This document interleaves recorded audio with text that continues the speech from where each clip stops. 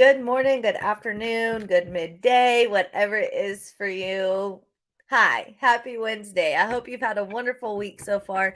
I hope you've had some wins for the week. I am coming on here to do just a little live as always. I'm trying to get it in a little bit earlier today to just maybe catch you on your lunch break. But today I want to talk to you about something crucial. I've been doing a lot of mindset things. I've been doing a lot of tips about your life and how to give yourself the best life and reach your goals and your dreams. But I'm going to switch gears. I told you guys from the beginning, I don't plan on bombarding you with lives on products and things like that. But I have something that's very near and dear to my heart. I spent time with family this weekend. I have some family things going on related to health issues and stuff like that. And this has been big time on my heart because I work in the industry of helping people protect their legacy. I posted a reel yesterday about Ed Milet, and he had a situation where he worked with the family. He was supposed to meet with them. They got in a car accident. They didn't make it. And so it's been very heavy, heavy, heavy on me on why I do what I do. I do so much more than just finances. I pray and I hope that I bring value to your life each and every day, aside from finances, but I do finances. Essentially, that's what I do. I'm teacher of finances, right?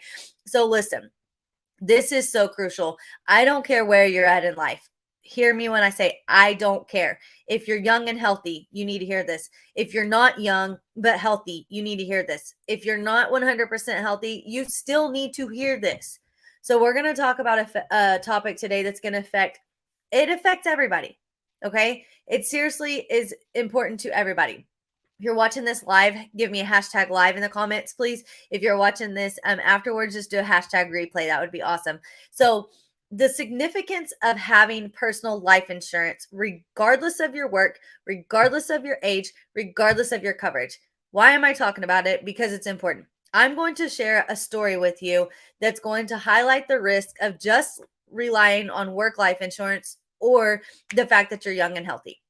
And so when I share this, this is a real story. This is someone that is close to me. It's not made up. It is real life. I'm not going to use names, but it is so real. Like when I say close, like bloodline close to me.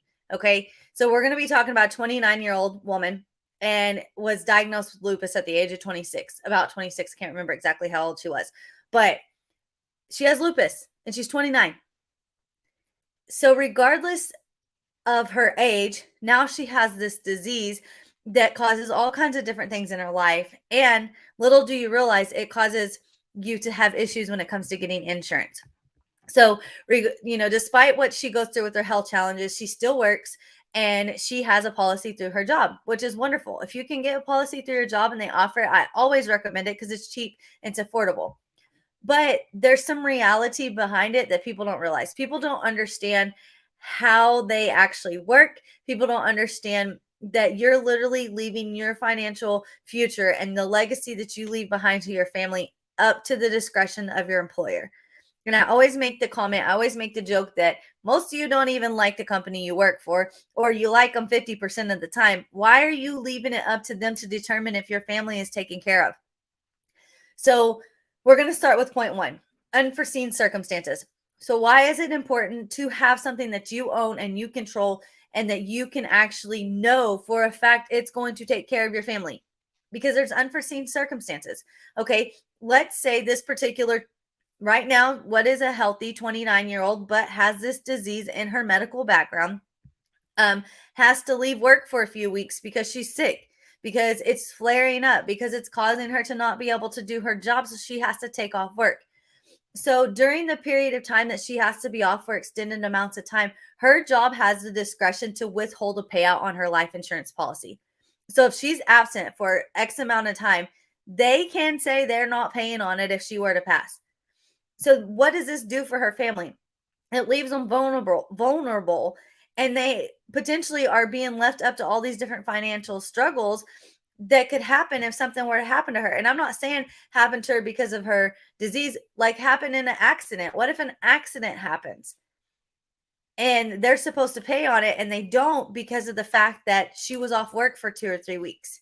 It happens. I posted about it a couple weeks ago. There was a letter from an employer sent to a family stating, we are not paying for this policy. We're not paying out on this policy because he was off work for 2 weeks and he passed when he was not working.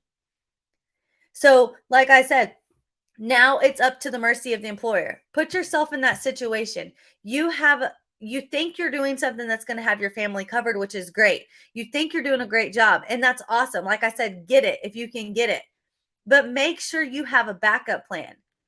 Because what's going to happen when your spouse is leaving that funeral home and the dust is settling, and a couple weeks later they're trying to file that death claim through your employer, and then they get a letter back saying that they denied it because you were off work for 2 weeks before you passed.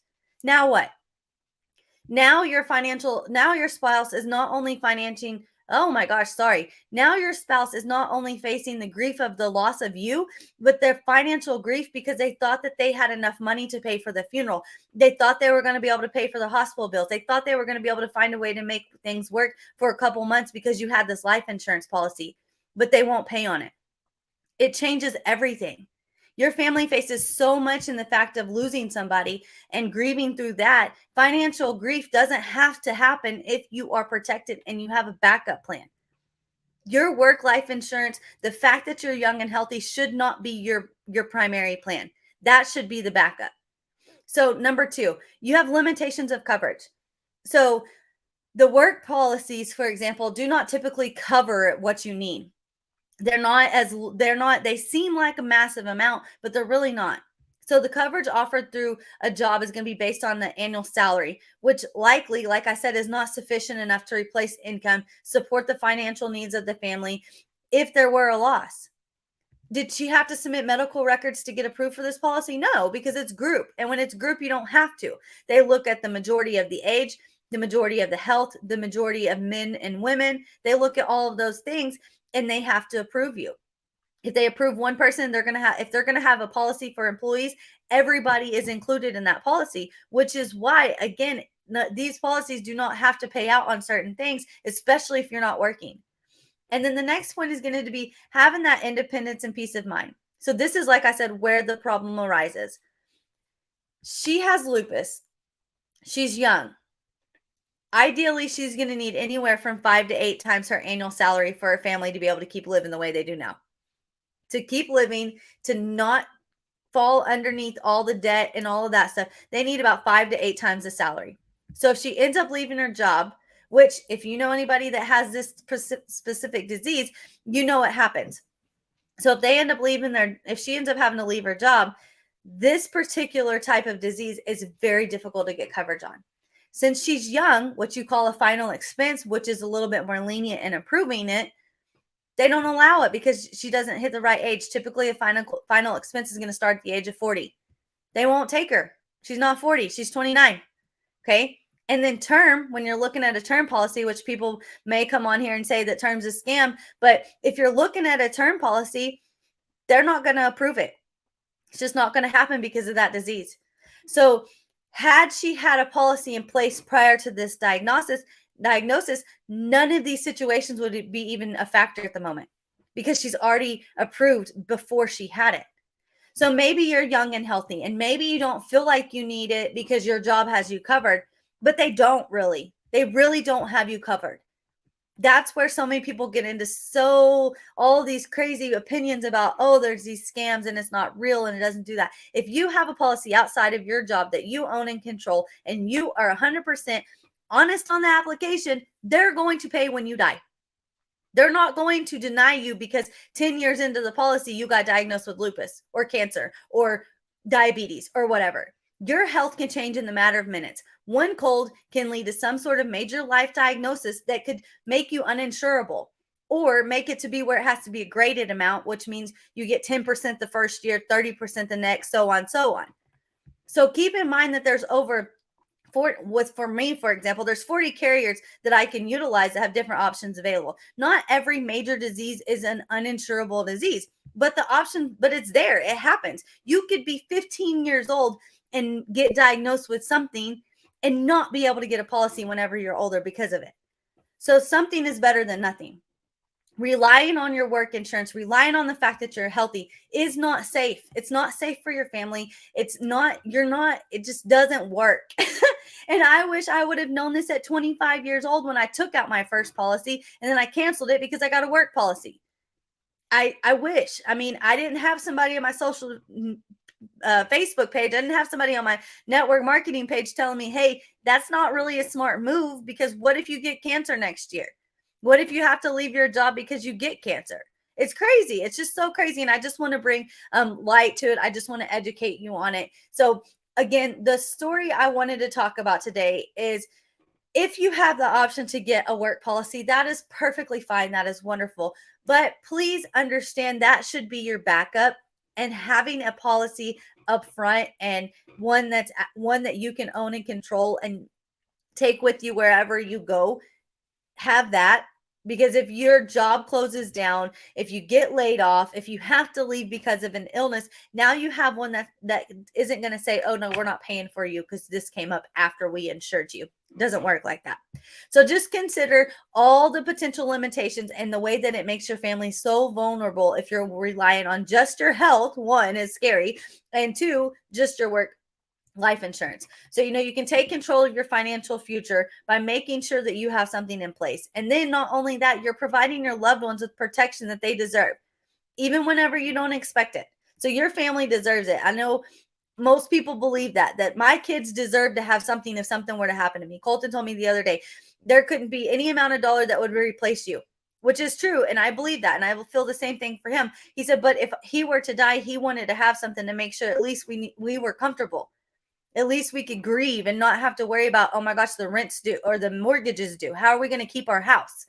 So it's never too early and it's never too late to evaluate your needs and make a decision that's going to bring you the peace of mind.